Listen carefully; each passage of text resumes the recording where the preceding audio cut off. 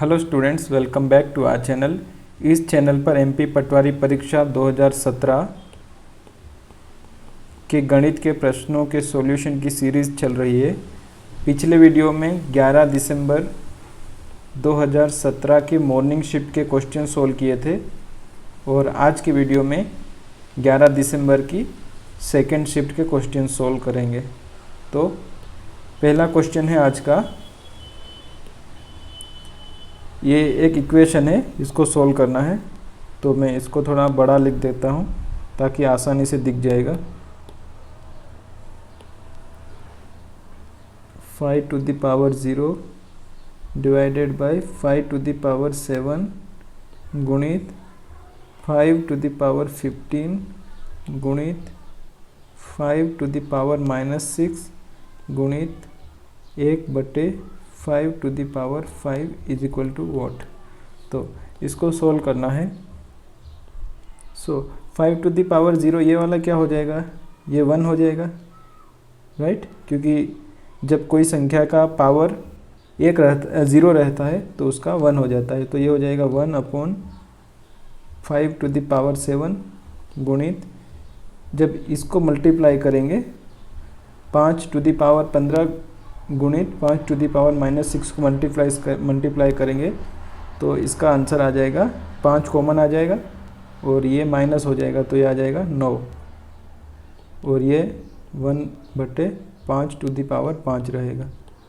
ये आइडेंटिटी पता होगी, AM मल्टीप्लाइड बाई AN, तो क्या हो जाता है AM प्लस या फिर माइनस N। ओके, जो भी साइन हो, साइन पे डिपेंड करता है इनका सॉल्यूशन। ओके, तो इसको जब फर्दर सोल्व करेंगे, मैं नीचे सोल्व कर रहा हूँ। -7 को ऊपर ले जाएंगे तो ये हो जाएगा 5 to the power -7, सॉरी, इसको जब ऊपर ले जाएंगे तो ये -7 हो जाएगा, राइट। और नीचे 1 लिखने का कुछ वैल्यू है नहीं, इसको नीचे 1 को छोड़ देते हैं। फिर बचा 5 to the power 9 multiplied by same यहाँ होगा 5 to the power 5 को ऊपर ले जाएंगे तो माइनस हो जाएगा और नीचे 1 लिखने का कुछ वैल्यू रहेगा नहीं। इसको जब फर्दर सोल्व करते हैं इन दोनों को, तो यहाँ से 5 कॉमन आ जाएगा और यही वाली आइडेंटिटी फॉलो हो जाएगी। यहाँ पे आ जाएगा पावर 2 -7 प्लस 9, तो 2 आंसर आएगा multiplied by 5 to the power -5। इसको जब फर्दर सोल्व करेंगे तो फिर यहाँ से 5 कॉमन आ जाएगा और यहाँ पे बचेगा -3। नाउ अभी इस प्रकार आंसर छोड़ नहीं सकते हैं, ओके। तो इसको माइनस को हटाना पड़ेगा 3 में से, राइट। माइनस को हटाने के लिए क्या करते हैं, इसको डिनोमीटर में ले जाते हैं तो 5 to the power 3 हो जाएगा। यहाँ से माइनस हट गया, लेकिन आंसर में तो ये आंसर दिया गया नहीं है, आंसर तो पॉइंट में है। इसको फर्दर और सोल्व करना पड़ेगा, मतलब मैं इसको यहाँ नीचे सोल्व कर रहा हूँ। 1/5 to the power 3 which is 1/5 गुणित 5 गुणित 5, तो ये हो जाएगा 1/125। अभी 1 को 125 से भाग देना है,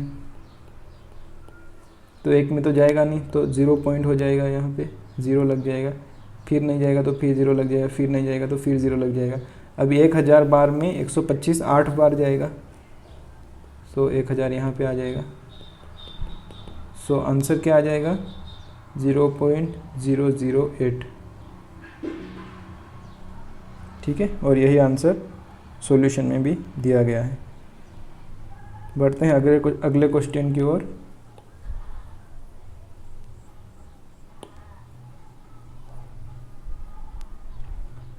अगला क्वेश्चन है, ये भी इक्वेशन है, इसको भी मैं थोड़ा बड़ा लिख देता हूँ ताकि आसानी से दिख जाएगा। ब्रैकेट 7 प्लस √5 -7 माइनस √5 प्लस 3 √5 की वैल्यू पूछी गई है।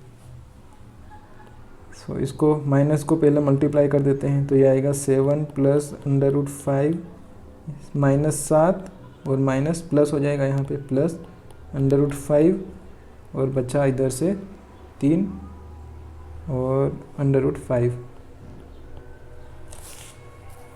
ओके, सो यहाँ से 7 7 कैंसिल हो जाएगा क्योंकि +7 -7, आगे क्या बचेगा √5 प्लस √5 प्लस 3 √5। अभी यहाँ पे 1 है, राइट, इसीलिए यहाँ पे लिखा नहीं गया है। ये बात पता होगी कि यहाँ पे 1 होगा, राइट, बाकी 1 लिखने की ज़रूरत नहीं रहती है, तो इसलिए लिखा नहीं गया है यहाँ पे। सो जब इनको ऐड करेंगे तो ये हो जाएगा, ये 1 + 1 2 हो जाएगा और 2 + 3 5 हो जाएगा, और 5 यहाँ से कॉमन आ जाएगा तीनों जगह से, राइट। सो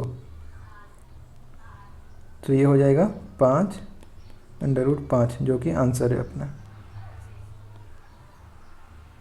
ठीक है, यहाँ से 5 कॉमन आ जाएगा, राइट। आइडेंटिटी पता होगी आप सबको, उसी के आधार पे ये सोल्व किया गया है।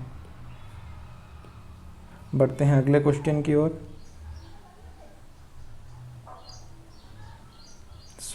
अगला प्रश्न है, if the side of a square is 2 times then its area will be. यदि एक वर्ग की भुजा 2 गुना है तो उसका क्षेत्रफल होगा।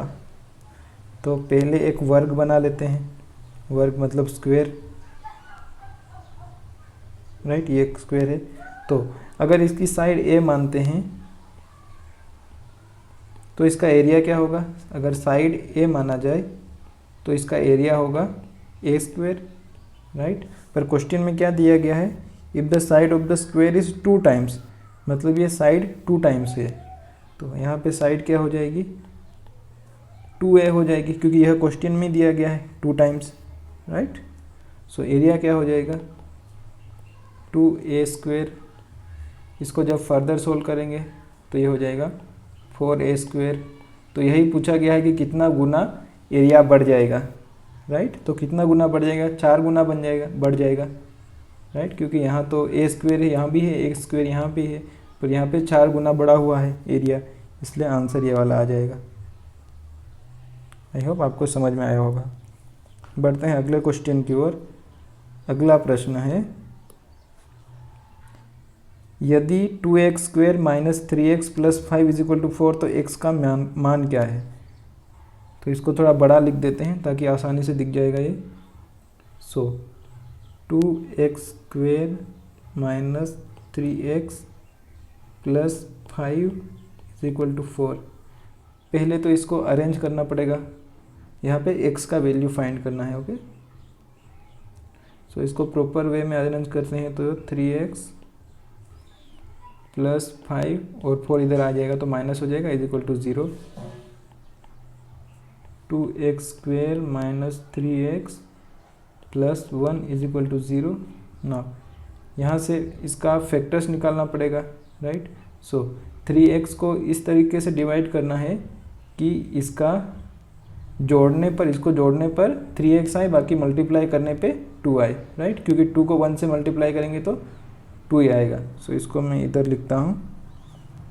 2x², 3x को -2x + 1x लिख सकते हैं, +1 = 0, क्योंकि +2x एंड -1x को जब जोड़ेंगे तो -3x आ जाएगा और मल्टीप्लाई करेंगे तो 2x आ जाएगा, राइट।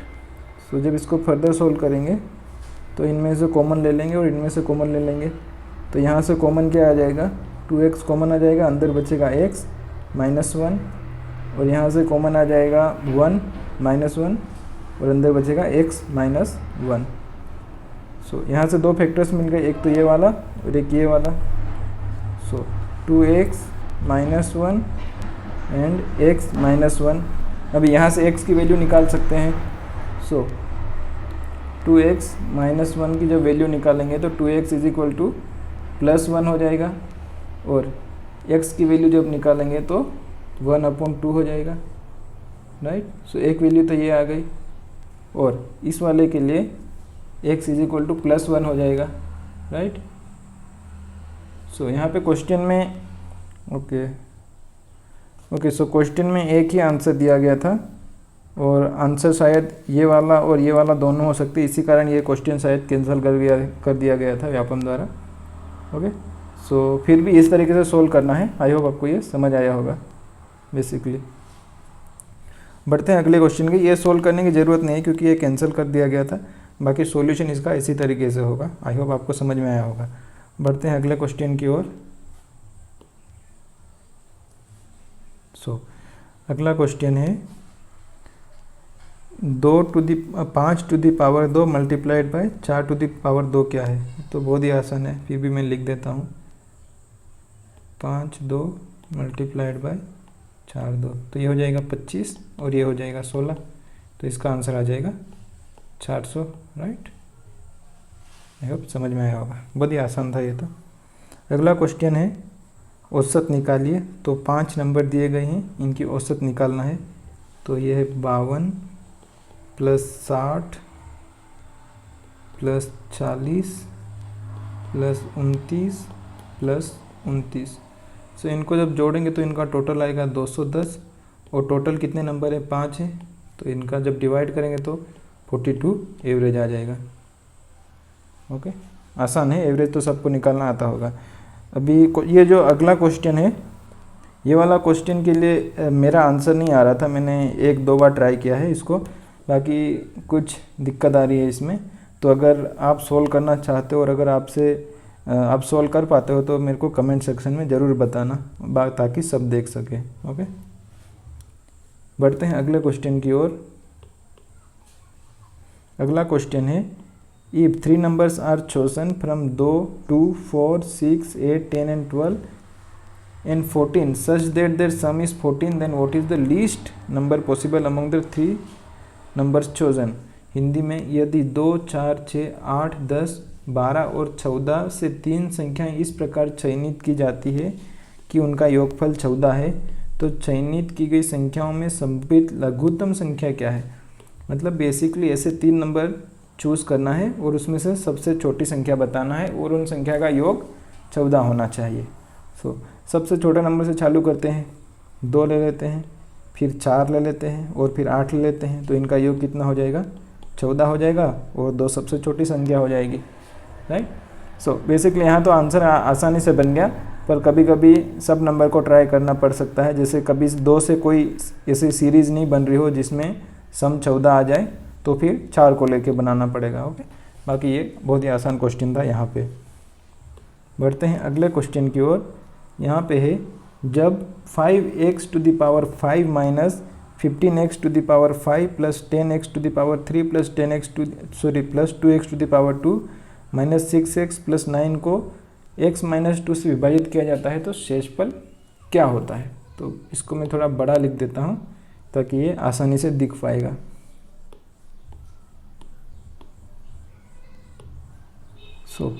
क्वेश्चन है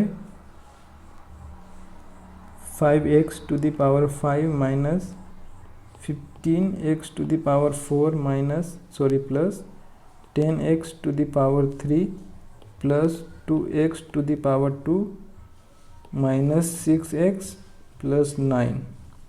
इसको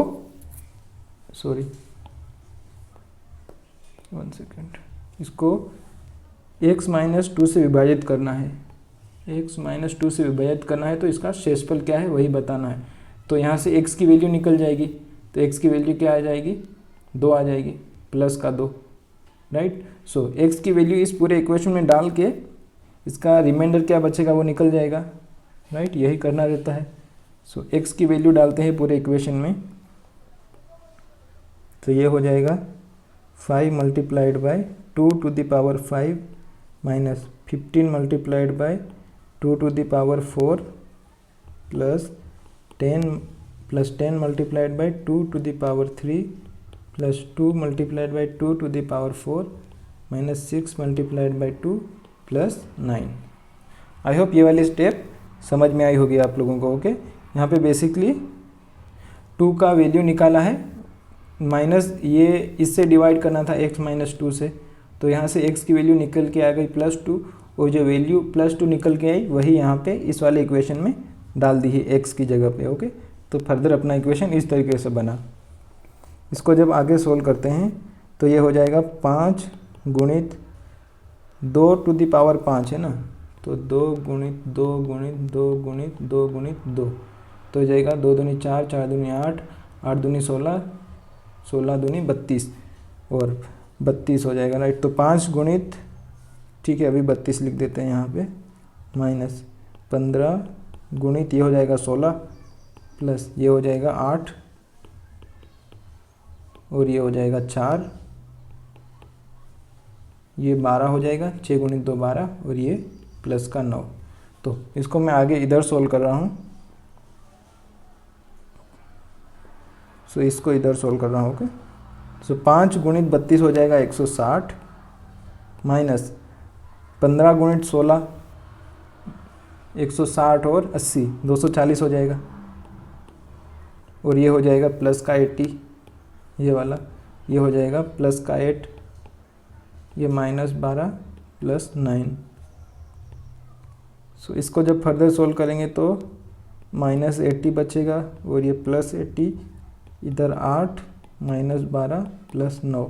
सो माइनस 80 से प्लस 80 कैंसिल हो जाएगा, इधर क्या बचेगा 8 माइनस 12 तो माइनस 4 प्लस 9, तो यहाँ से आएगा आंसर प्लस का 5, राइट। सो प्लस का 5 आंसर है, तो यही यहाँ पे राइट बताया गया है, प्लस का 5। ओके, आई होप आपको समझ में आया होगा। बहुत ही आसान क्वेश्चन था। बेसिकली अगर आपको पता हो तो 10-20 सेकेंड का सॉल्यूशन है इसका, बाकी मैंने थोड़ा समझाने के लिए अच्छी पूरी स्टेप्स करके दिखाया है। ओके, बढ़ते हैं अगले क्वेश्चन की ओर। अगला क्वेश्चन और आज के लिए आखिरी क्वेश्चन है, 2 trains of length 500 meter and 750 meter are moving in the same direction. The speed of one train is 60 km per hour and the other is 75 km per hour. The time taken for the faster train to pass the slower train is। Hindi में 500 metre और 750 metre लंबाई की 2 रेलगाड़ी समान दिशा में गतिशील है। एक रेलगाड़ी की गति 60 किलोमीटर प्रति घंटा और दूसरी की गति 75 किलोमीटर प्रति घंटा है। तेज चलने वाली रेलगाड़ी द्वारा धीमी रेलगाड़ी को पार करने में लिया गया समय क्या है। तो बेसिकली क्या है कि 2 ट्रेन्स है, मान लेते हैं ये ट्रेन नंबर 1 है और ये ट्रेन नंबर 2 है, राइट। तो ये 2 ट्रेन सेम डायरेक्शन में चल रही है और एक की स्पीड 60 किलोमीटर है और दूसरी की स्पीड 75 किलोमीटर है। तो क्वेश्चन में पूछा गया है कि ये जो पीछे वाली ट्रेन है इसको इस ट्रेन को पीछे छोड़ने में कितना टाइम लगेगा, राइट। मतलब ये ट्रेन जब यहाँ पे आ जाएगी तो ये कितने टाइम में इस पॉइंट से चल के इसका आखिरी पॉइंट ये वाला हो जाएगा, मतलब आगे निकल जाएगी। ओके, सो बेसिकली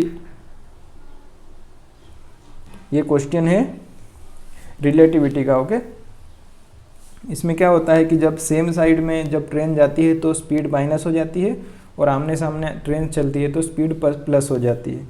सो मान लेते हैं ट्रेन नंबर 1, ट्रेन 1 की स्पीड क्या है 60 किलोमीटर पर आवर। ट्रेन 2 की स्पीड क्या है 75 kilometre per hour. 1 second. Okay, सो इसको जब फर्दर सोल्व करेंगे तो इनको माइनस करना पड़ेगा क्योंकि दोनों ट्रेन एक ही साइड चल रही है, राइट। अगर ये आमने सामने आती तो स्पीड प्लस हो जाती, बाकी ये एक साइड चल रही है तो इसलिए स्पीड माइनस हो जाएगी। सो इनकी स्पीड जब माइनस होगी तो बचेगा 75 माइनस 60 कितना हो जाएगा, ये हो जाएगा 15 kilometre per hour. Okay, now ये स्पीड किलोमीटर पर आवर में दी गई है और जो इनकी लेंथ है वो मीटर में दी गई है। लेंथ या फिर डिस्टेंस मान लो वो मीटर में दिया गया है। तो सबसे पहले इसको मीटर पर सेकेंड में कन्वर्ट कर लेते हैं जो किलोमीटर पर आवर है इसको। सो इसको मल्टीप्लाई करना पड़ेगा 5/18 से।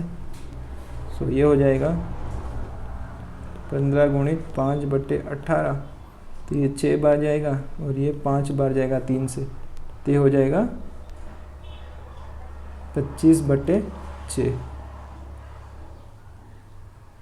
ओके, तो ये हो जाएगा मीटर पर सेकेंड, मीटर पर सेकेंड। ओके,